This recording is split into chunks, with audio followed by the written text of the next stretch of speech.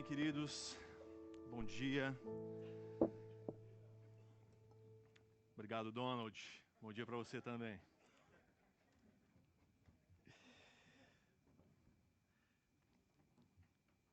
Muito bom. Foi muito legal a gente participar da ceia aqui juntos, ouvir o Júlio falar. Quem tem ouvidos, ouça. O Júlio foi usado por Deus aqui para nos fazer lembrar de algumas coisas que nós, como igreja, precisamos nos lembrar. E não por acaso, o texto que nós vamos estudar hoje, capítulo 11 de 1 Coríntios, trata de igreja, trata de reunião. Nós vamos ver que Paulo vai tratar de alguns problemas que vinham acontecendo na igreja numa festa, num ajuntamento que eles tinham, que provavelmente se parece um pouco com o que a gente tem como culto. Mas era conhecido como a festa ágape, a festa do amor. Então eles se reuniam, provavelmente semanalmente, e eles se ajuntavam para estar juntos. Eles comiam, eles participavam da ceia e depois eles compartilhavam da palavra de Deus. Pensando muito nesse texto e estudando sobre ele, me vinha à mente muito sobre os junta-panelas que a gente às vezes fazemos. Alguém aqui vai fazer um junta-panela hoje? Não? Só para saber? Todo domingo tem esse negócio. Todo domingo a gente se junta, um chama um, o outro chama o outro e fala, viu, traz um frango, você traz uma mandioca frita e a gente faz um junta-panela aqui. Isso é muito bom, isso é muito gostoso. Junta-panela acho que é uma das coisas mais legais que já foram inventadas, principalmente para crente. Dizem que crente gosta de comida, né? Nós gostamos de estar juntos para comer, para conversar, para se confraternizar. E não é diferente com a igreja primitiva. A igreja primitiva gostava de estar junto. Se a gente olhar em Atos capítulo 2, depois que Pedro se levanta, prega para uma multidão se converte a Cristo e eles passam a andar juntos. Nós vemos lá em Atos capítulo 2, a partir do versículo 42, que eles estavam unânimes na doutrina dos apóstolos, ou seja, eles eram um só naquilo que Jesus havia ensinado para aqueles apóstolos. Eles estavam unânimes no partir do pão, ou seja, o que é meu é seu também, e o que é seu também é meu. E eles estavam unânimes na oração. Então havia um senso de comunidade muito bem estabelecido naquela igreja que começou ali. Talvez é algo que a gente, na nossa essência cristã, sentimos falta. Às vezes a gente nem sabe do que muito bem a gente sente saudade, mas na nossa essência cristã, para aquilo que a gente foi chamado para ser corpo, para ser família de Deus, nós sentimos falta disso, de estar juntos, de compartilhar o que temos com o outro, de estar unidos naquilo que Jesus nos ensinou, de estar unidos em oração, de estar unidos no partir do pão. E se a gente olhar esse texto de Atos 42, é exatamente isso, no final do texto, no versículo 47, que tornava aquela igreja simpática a todo o povo. A cidade olhava para aqueles homens e mulheres e dizia, puxa, mas aquilo que eles têm me interessa. Porque essa comunhão deles me atrai. Eu gostaria de viver isso também. E essa comunidade, esse senso comum entre eles, ia atraindo e o Espírito de Deus ia agregando as pessoas à igreja. E a gente vive num tempo em que as coisas estão invertidas. Porque a gente acha que é nosso dever ir lá e ganhar almas para Jesus e trazer aqui para a igreja, a todo custo, e transformar essas pessoas em religiosos. Muitas vezes como nós somos. Mas o que Deus quer é agregar pessoas à nossa família. esse senso de família, esse senso de comunidade precisa estar presente no nosso meio. É isso que nos faz ter vontade de servir um ao outro. Reforçando aqui a palavra do Júlio. É isso que faz a gente ter o desejo de oferecer o nosso ombro para quem chora. É isso que faz a gente ter vontade de se preocupar pelo outro e simplesmente perguntar: como é que vai você? Como é que você está? Isso era costume na igreja. Só que, especificamente aqui nessa igreja dos Coríntios, começou a haver alguns problemas. Como em qualquer outra igreja, na face da terra, até os dias de hoje. Inclusive essa. Sabia que nessa igreja tem problemas? Não? Estou chocado, como dizia o Paulo Borges. Tem problema. Acredite. São pequenos, é verdade. A gente quase nem percebe, mas eles estão por aí. E Paulo deixa isso evidente no versículo 21 do texto, quando ele diz assim: alguns de vocês se apressam em comer a própria refeição, como resultado, alguns passam fome, enquanto outros ficam embriagados. Então, nessa reunião, nessa muvuca toda da igreja de Corinto, alguns se aproveitavam para se saciar para os seus próprios benefícios. Algo que o Júlio também falou, e a gente não combinou nada. Ele só sabia o texto que eu ia pregar. A festa do amor, então, era a oportunidade dos mais ricos compartilhar um pouco dos seus bens materiais com os mais pobres. Era a oportunidade de levar a Coca-Cola e deixar que o seu irmão mais pobre, que levou a Dolly, beber um pouco da sua Coca-Cola e não ficar chateado por isso. Às vezes a gente fica assim, ó, poxa, eu levo Coca, o irmão que levou aquela Dolly, aquela Prude, está tomando a minha Coca. Isso deveria ser satisfação. A festa do amor não era apenas um momento de comunhão entre os crentes, mas era um ato de amor entre irmãos, principalmente os mais pobres.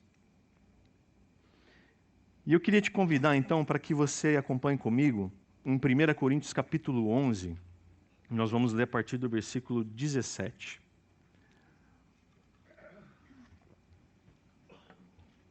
E nós vamos ver aqui alguns exemplos de quando e que tipo de problema acontecia com esta igreja.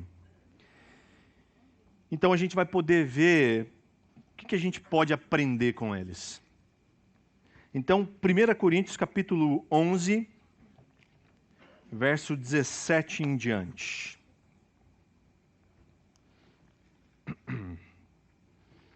Diz assim: nas instruções a seguir, porém, não posso elogiá-los. Pois quando vocês se reúnem, fazem mais mal que bem. Paulo já começa quente. Primeiro, ouço que há divisões quando vocês se reúnem como igreja. E até certo ponto eu creio.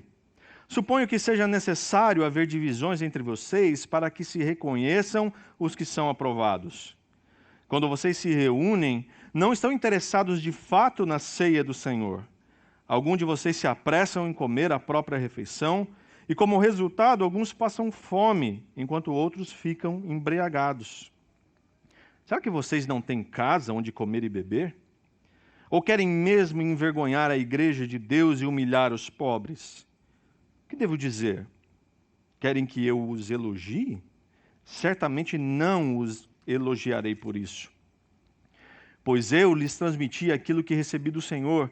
Na noite em que o Senhor Jesus foi traído, ele tomou o pão, agradeceu a Deus, partiu e disse: esse é o meu corpo, que é entregue por vocês.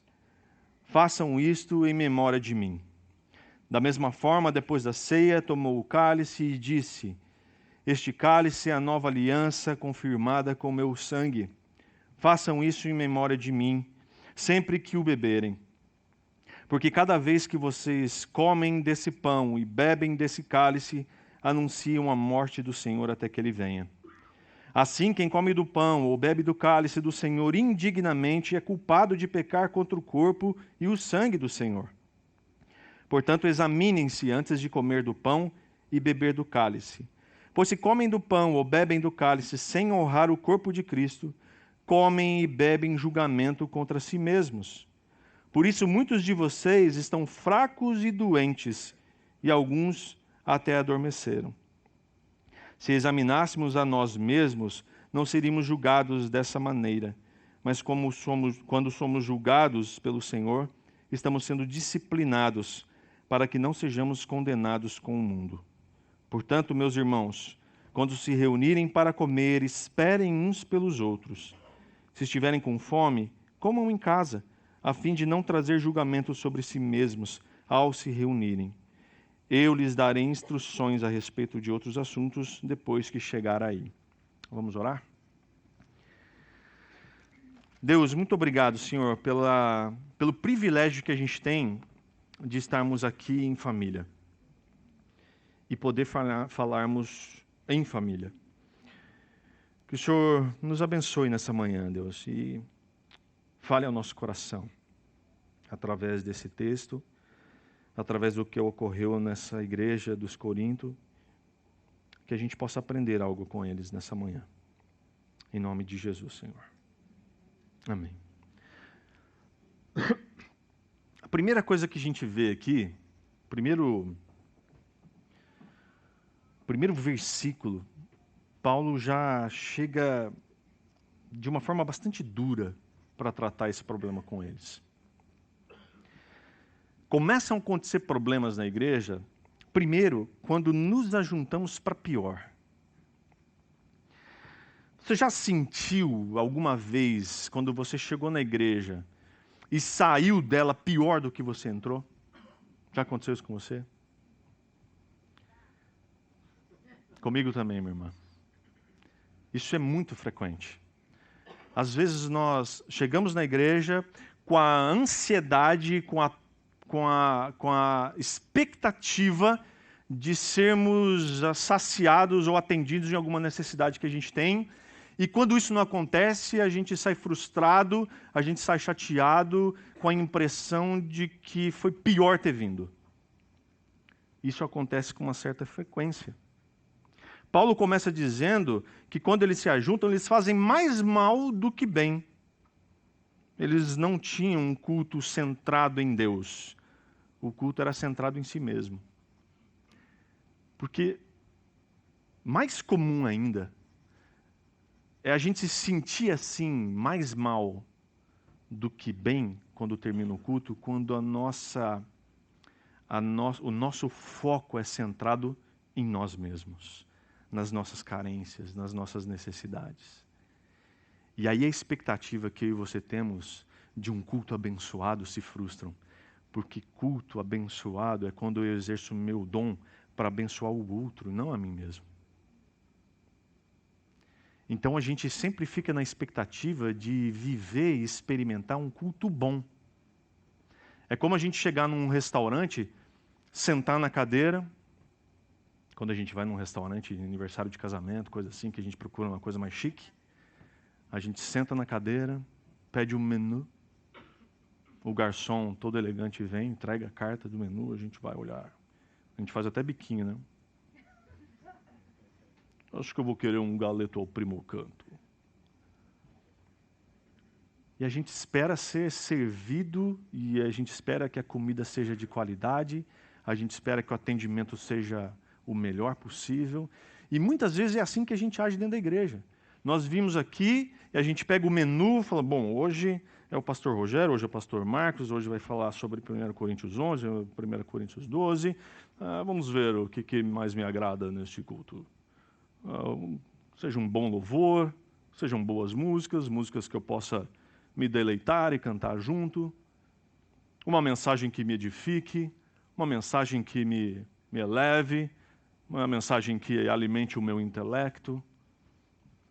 E quando a gente tem essas expectativas, eu posso te dizer assim, com muita franqueza e certeza, de que você vai ser frustrado.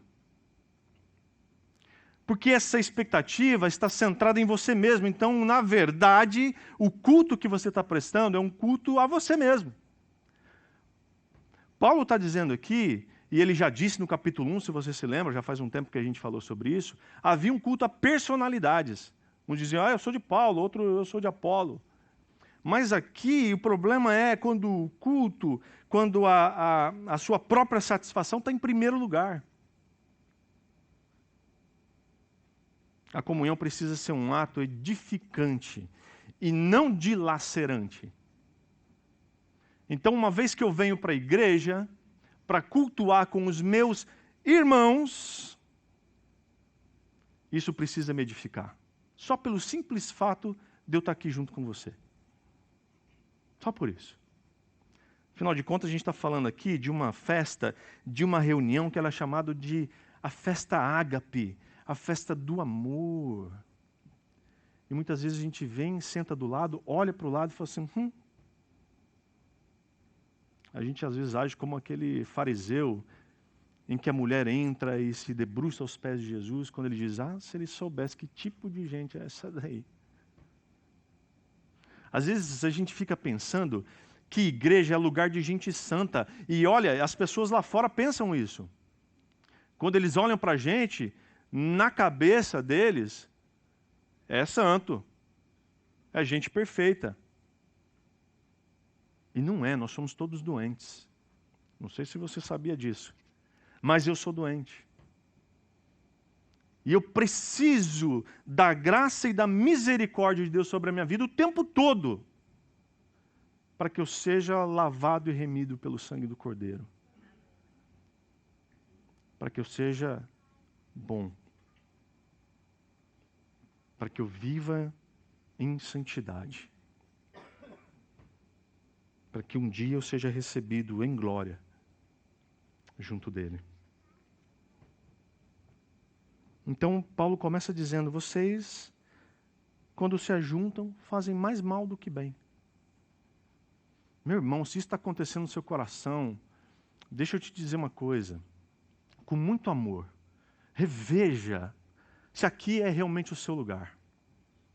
Porque se você vem para esse lugar e no seu coração algo se inflama, e você sai daqui dizendo assim, puxa, mas eu quero não frequentar esse lugar porque eu não quero pecar, sabe? Olhar para ele, olhar para ela, me faz sentir um certo... Olha para o lado, por favor, e olha para trás. Melhor olhar para trás, porque quem senta do seu lado normalmente é seu amigo, seu parente. Então olha para trás. Está vendo essa pessoa que está atrás de você ou está na sua frente? Quero te apresentar teu irmão e a tua irmã. Trate-o como irmão e irmã.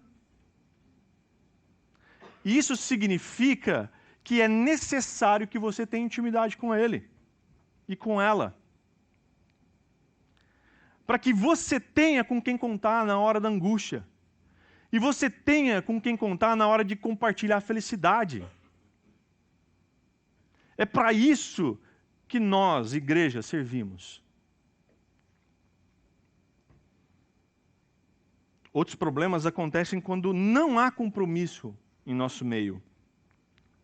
No verso 18, Paulo diz assim, primeiro ouço que há divisões quando vocês se reúnem como igreja. E até certo ponto eu creio. Paulo já vinha ouvindo de que havia divisões no meio dessa igreja, desse povo. Divisões é algo complicado. Divergências até muito comum acontecer. Quando eu divirjo de você, mas a gente numa boa conversa, a gente pode colocar os meus pontos, os seus pontos e a gente chegar num consenso. Mas divisão é satânico. Quando eu olho para você e falo assim, não, eu divirjo de você, então você caminha aí, que eu caminho aqui, está tudo bem. Isso não vem de Deus. Paulo diz assim, até certo ponto eu creio, mas é uma expressão mais próxima de eu não acredito que vocês estão vivendo isso daí aí. Não dá para acreditar que essa igreja está se dividindo por divergências. É isso mesmo? É isso que está acontecendo aí? Às vezes a gente está na mesma igreja, mas não há só uma alma, um só coração, um só sentimento, um só propósito, como diz em Atos 4:32, que fala assim: todos os que creram estavam unidos em coração e mente. Como é que a gente resolve as nossas diferenças? Como que a gente resolve as nossas diferenças? Se eu torço para o Palmeiras e você torce para o Corinthians, como é que a gente resolve isso? Torce para o Matsubara. Come um churrasco junto. Chama para comer um churrasco junto e a gente vai conversar sobre isso. E aí eu vou poder te dizer quais são os meus pontos de vista, você vai poder dizer quais são os seus pontos de vista, a gente vai poder se abraçar e se respeitar por isso. Mas não simplesmente um ofender o outro e dizer, procura o teu caminho que eu vou procurar o meu. E aí a gente senta em lados opostos da igreja. Todo domingo. Todo domingo. E na hora do café, a gente pega um cafezinho aqui, a hora que vê o irmão, desvia e vai para o outro lado. Isso não vem de Deus. Paulo diz que é necessário haver divisões no meio da igreja, lá no verso 19, mas que os aprovados apareçam. Olha só que interessante isso. No meio das divisões, nós sabemos que quem são os crentes de verdade. É na hora da divisão que a gente vai falar assim, opa, não é que o irmão ali que era o crente? Via de regra é assim. Os aprovados aparecem no meio da divisão. Só que, é claro, a gente só vai poder saber quem são os aprovados se a gente buscar saber o que está acontecendo de verdade. Isso é muito comum acontecer também, e isso me traz uma tristeza profunda. Quando você vê que há divergência entre as duas pessoas e você conversa com uma e toma partido dela, você está sendo conivente dessa divisão. Mas quando você procura ouvir os dois lados e ponderar sobre o que está acontecendo, você atua e trabalha como conciliador. Mas quando você ouve um lado só e fica com essa verdade, você atua como divisor. E isso é diabólico. Problemas acontecem na igreja também quando nós deixamos de celebrar a ceia para celebrar outra coisa. A gente fez isso aqui agora, antes do intervalo. Celebramos a ceia. O que é isso para você e para mim? É um rito? Porque se a gente sai da nossa casa e pensa, hoje tem ceia, hein? Hoje eu não posso faltar. Minha cota de faltas na igreja está ali, né? Já está no limite, mas hoje não dá porque tem ceia. Tem que ir lá. A ceia, então, nada mais é que um mero rito. Que algo que você precisa fazer, completar, cumprir seus pontinhos lá. Ganhar mais uma estrelinha na sua cartelinha. Eles estavam interessados em celebrar a ceia do Senhor. Eles não tinham o menor interesse de celebrar a ceia. Só que a ceia era a peça central na adoração daquele povo, da igreja primitiva. Era ao redor da mesa que os crentes se encontravam. Eles se encontravam e se encontravam com o Senhor. Isso tudo eles faziam em unidade. Era ao redor da mesa. Eu gostei dessa ideia dessa festa ágape, de a gente vir para um lugar, comer. A gente esteve numa igreja agora essa semana, conhecendo o local da igreja e tal, e o pastor da igreja estava dizendo para a gente o seguinte, que todos os domingos, o culto deles acontece de manhã também, todos os domingos eles começam o culto com um café da manhã. Então todo mundo traz alguma coisa, uma torta, um bolo, um café, e eles levam a mesa para uma parte externa da igreja, e como igreja, eles têm um tempo de comunhão ali. Parecido com o que a gente tem aqui no café no intervalo, mas é um café mais covarde esse. Vem acompanhado de mais coisas, né?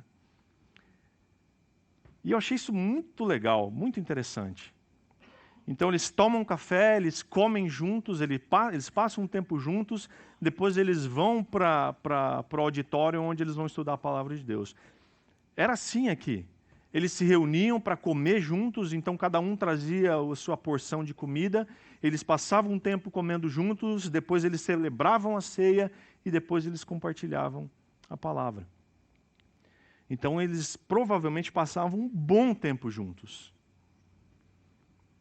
Às vezes aqui a gente fica ouvindo daqui e dali de que o nosso culto seja um pouco demorado demais. E a gente passa quanto tempo juntos aqui? Das 10h10 até meio-dia? E eu olhei o relógio e fiquei bem desesperado agora. Porque faltam só 15 minutos. 1h50 a gente passa junto. Paulo está combatendo aqui esse perigo desse ritualismo da ceia. Portanto, você pode comer do pão, você pode beber do vinho, e ainda assim não usufruir das bênçãos da comunhão do Senhor, da mesa do Senhor. Porque a motivação pode estar errada no meu e no seu coração. O ritual até pode ser seguido, mas a transformação que precisa acontecer no meu coração, essa não vai acontecer. Outro tipo de problema que pode acontecer é quando a gente age com altivez e despreza o outro.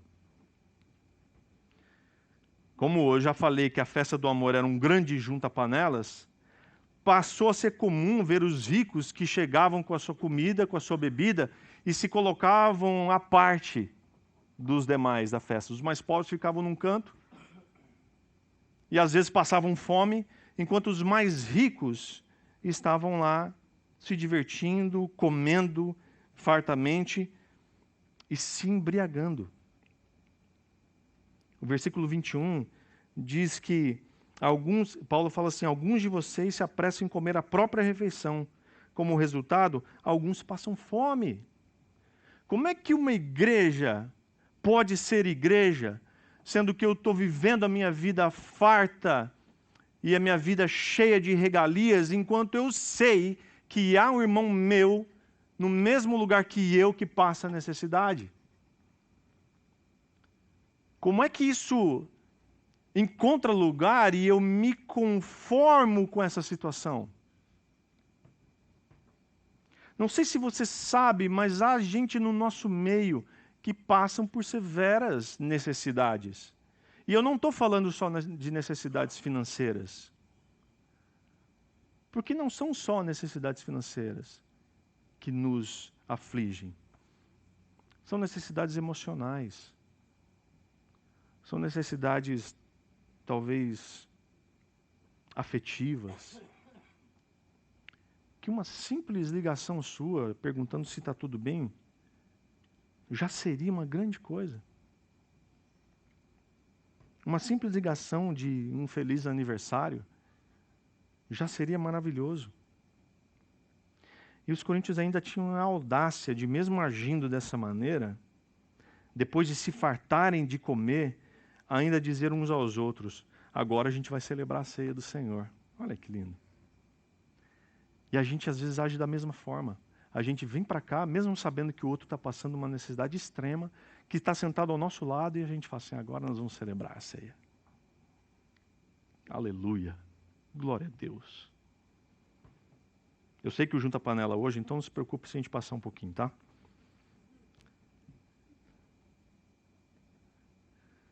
Eles se entregavam facilmente aos excessos na igreja. Paulo diz em Gálatas, capítulo 5, do 19 ao 21, que a glutonaria e a bebedeira são obras da carne. Não são frutos do Espírito. Então, meu irmão e minha irmã, cuidado com o seu comportamento em alguns juntas-panelas por aí, viu? Toma cuidado. Não se entregue ao excesso. Seja comedido. As pessoas estão olhando. E nós, como crentes, somos exemplos. Outro tipo de problema que pode acontecer, e acontecia com os coríntios, é de quando nós envergonhamos a igreja e humilhamos os pobres. Versículo 22, Paulo dá uma dura neles. Ele diz assim: será que vocês não têm casa onde comer e beber? Ou querem mesmo envergonhar a igreja de Deus e humilhar os pobres? O que devo dizer? Querem que eu os elogie? Certamente não vou fazer isso. Essa deturpação da festa do amor acabou com a extinção dela. Essa festa ágape deixou de existir ao longo do tempo por causa dos abusos. Por causa desse comportamento vergonhoso que trazia vergonha para a igreja. Quando nós deturpamos a essência da comunhão com Deus e com os nossos irmãos, nós estamos com isso desprezando a santidade de Deus, a santidade da igreja e o amor ao próximo. Essas coisas se diluem, saem do nosso meio. Quando a gente se preocupa com o nosso bem-estar, com as nossas próprias satisfações, quando a gente se preocupa com a gente mesmo, então a gente deturpa aquilo que a gente pode também chamar de festa do amor, que é essa reunião, que é esse ajuntamento. Então a essência da comunhão com Deus e com nossos irmãos vai embora. E a gente despreza a santidade de Deus, a santidade da igreja e o amor ao próximo. E aí, a partir do versículo 23, Paulo começa a explicar a respeito da ceia do Senhor. Passa a explicar o significado desse memorial. A ceia é esse memorial que está centrado na obra extraordinária de Jesus Cristo naquela cruz, por mim e por você. E não, jamais, no egoísmo humano. Está falando aqui de um Deus que se esvaziou da sua glória para vir a essa terra e entregar a sua vida por mim e por você. É um gesto absurdamente altruísta. O sangue de Cristo é o selo dessa nova aliança, que por meio dele Deus nos perdoa. Perdoa todos os nossos pecados e nos salva da condenação eterna. Warren Wiersbe, o nome. WW destaca 4 pontos interessantes que Paulo nos ensina na ceia. Ele diz que a gente deve olhar para trás, que a gente deve olhar para frente, olhar para dentro e olhar ao redor. Nós devemos olhar para trás quando nós celebramos a ceia e ver aquilo que Cristo fez por nós. Todas as vezes que nós comemos do pão e bebemos do suco de uva, nós anunciamos a morte do Senhor. Esse Deus que se esvaziou de toda a sua glória e se entregou para morrer uma morte de cruz, por mim e por você. Nós devemos olhar para trás, então, para nos lembrar do porquê Cristo morreu, de como Ele morreu e por quem Ele morreu. Nós devemos olhar para frente quando nós participamos da ceia, porque nós devemos fazer isso até que Ele venha. A ceia também aponta para a segunda vinda do Senhor Jesus. Enquanto nós participamos da ceia, nós estamos na expectativa de que um dia Ele virá para me buscar e te buscar. Nós devemos olhar para dentro porque Paulo nos diz, examinem-se.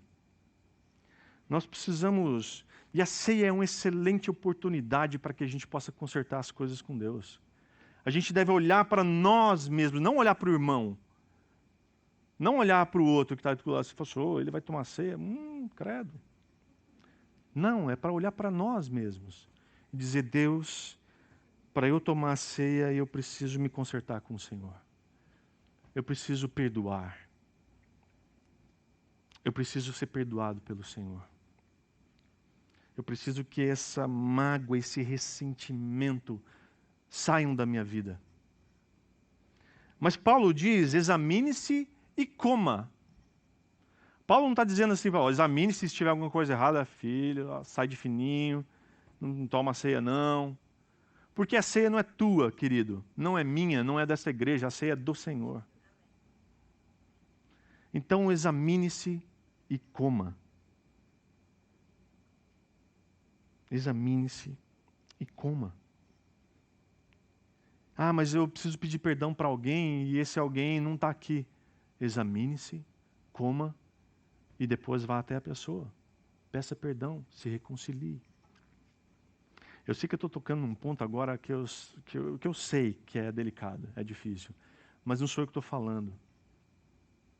Então, se veio no seu coração alguém agora, nesse instante, se veio uma lembrança de alguém agora, nesse instante, de que você acabou de tomar a ceia do Senhor e que você precisa pedir perdão, que você precisa se reconciliar, faça isso hoje.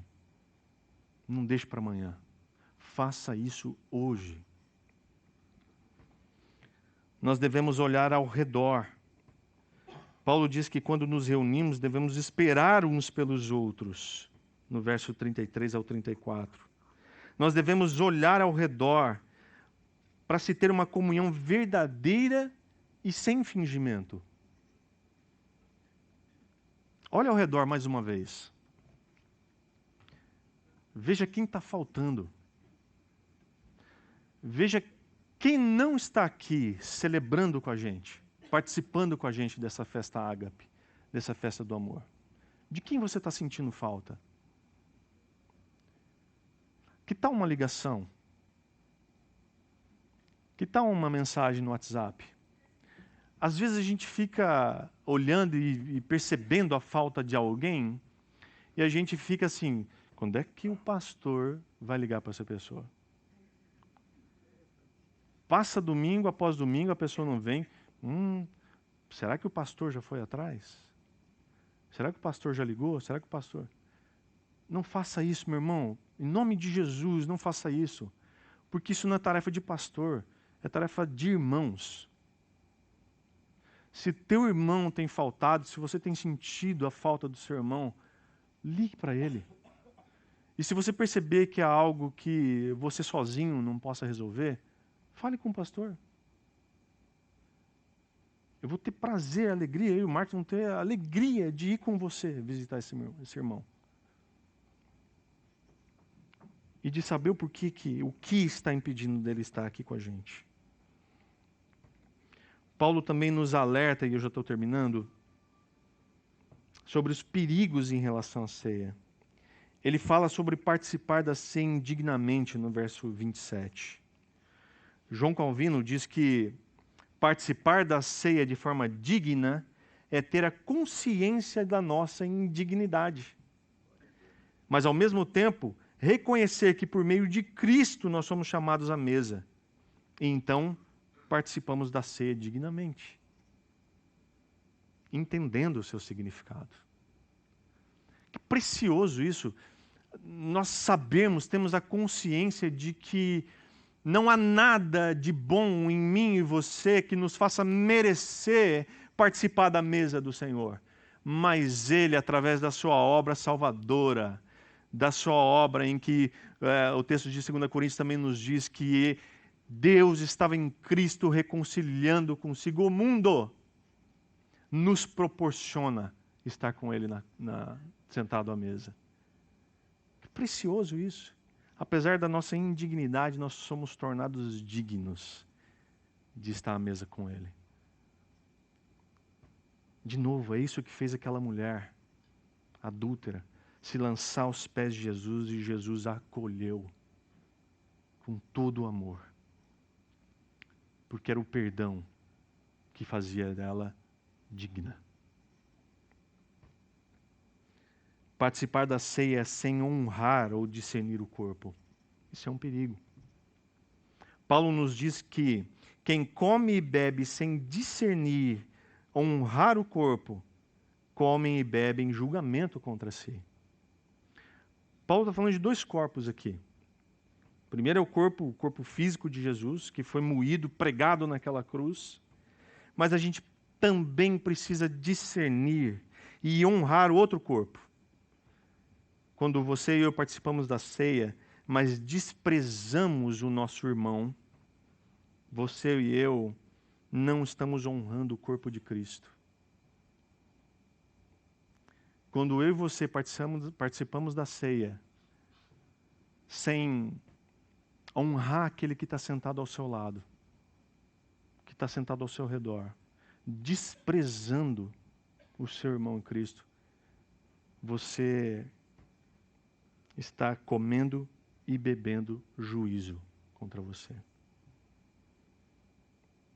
No verso 30, Paulo fala algo que para mim foi um alerta muito grande. Verso 30 ele diz assim: por isso muitos de vocês estão fracos e doentes, e alguns até adormeceram. Participar da ceia sem honrar o corpo físico e o corpo, a igreja de Jesus, atrai para o meio da igreja fraqueza, doença e morte. Por que existem tantas igrejas experimentando essa fraqueza, essa doença e essa morte no seu meio? Simplesmente por negligência, por menosprezo, por desprezo ao corpo de Cristo. Que tipo de relação você tem tido com a sua igreja? Com a igreja onde o Senhor te colocou?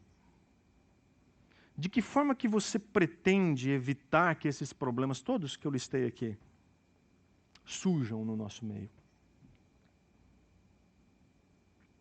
Creio que hoje a gente pode sair daqui com a disposição de tomar uma atitude que busque a reconciliação com quem a gente teve, porventura, algum problema, algum desentendimento. Busque oferecer mais ajuda. Busque aceitar ajuda. Busque deixar-se ser família com seus irmãos em Cristo. Talvez com outro que está aí do seu lado, que você nem sequer sabe o nome. E aí a gente vai poder participar de uma ceia de verdade. Uma ceia em que nós possamos estar juntos como família, como irmãos de verdade em Cristo. Sem hipocrisia, sem fingimento. Procurando viver de fato e de verdade como família. Se importando uns com os outros, sendo suporte uns com os outros. Esse é o desejo do meu coração. Ontem, na mesa, o Marcos me fez uma pergunta: mas o que você quer como igreja? E eu respondi para ele que o meu maior sonho é viver numa igreja onde as pessoas têm o prazer de ser igreja. Têm o prazer de estar juntos. Que amam o Senhor, que amam o seu irmão e que têm o prazer de servir. Esse é o meu maior sonho, de experimentar uma igreja assim. E eu creio que é possível. Eu creio que o Senhor deseja isso de mim e de você. Mais uma vez eu quero te deixar essa pergunta: que tipo de relação você tem tido com a sua igreja? Eu quero que você saia daqui hoje refletindo sobre isso. Para que problemas como esses que nós vimos aqui dos Coríntios não aconteçam no nosso meio. Amém? Vamos ficar de pé, vamos orar.